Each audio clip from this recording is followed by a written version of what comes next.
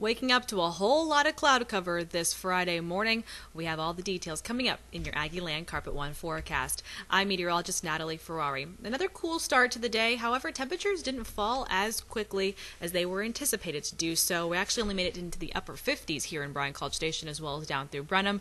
56 up through Hearn, 57 down through Navasota, and even our eastern counties, y'all made it. You did make it closer to those lower 50s between Crockett and Trinity, but already starting to bump your way back up into the mid 50s.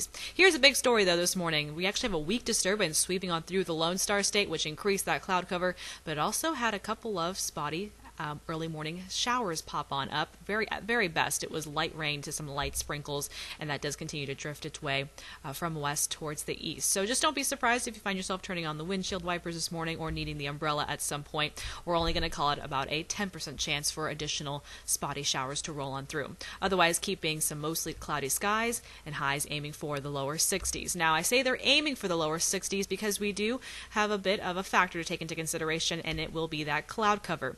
If skies stay cloudy, we'll only make it in the lower 60s. However, some models are showing that maybe we can get some of that cloud cover to thin on out and really allow some sunshine to break on through. If that is the case and we do see some afternoon sun, that does mean highs will actually push closer to the mid to upper 60s, so that will greatly affect today's high. Otherwise, it's going to definitely just feel like fall across the board.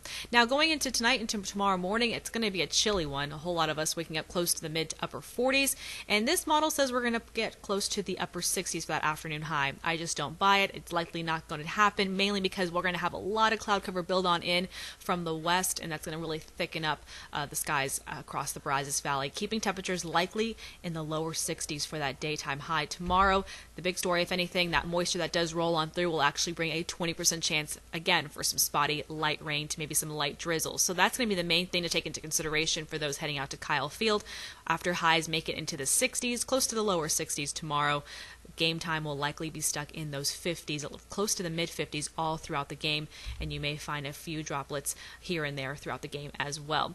Otherwise, going to keep a very seasonable, I would say seasonable, more like a fall-like forecast as highs only make it in the 60s through the weekend. The big story will be next week as an approaching front nears the Brazos Valley, kicking up those rain chances, and the biggest threat we're looking at this time would be some heavy rainfall and possibly strong to severe storms that would sweep on through on Tuesday. So we're going to have to keep an eye on the models over the next couple of days, but definitely want to be weather aware at the start of next week.